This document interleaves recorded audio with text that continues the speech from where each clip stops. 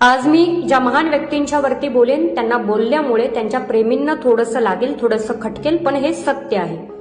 हा हरभजन सिंग पंजाबमधून देशाला मिळालेला एक उत्कृष्ट प्लेअर.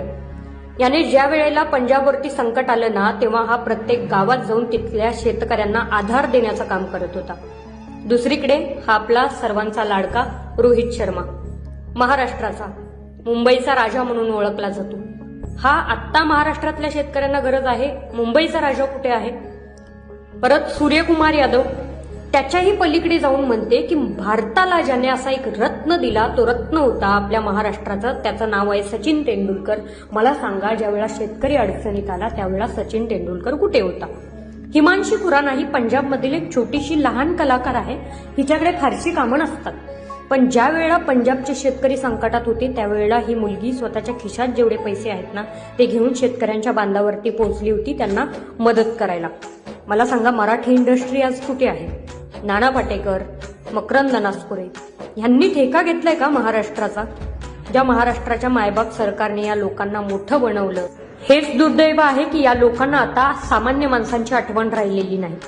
मराठी इंडस्ट्रीत फार मोठे मोठे कलाकार आहेत. स्वप्नील जोशी, सई तामणकर, सोनाली कुलकर्णी यांसारखे फार दिग्गज कलाकार आहेत ज्यांना महाराष्ट्राने मोठं बनवलं.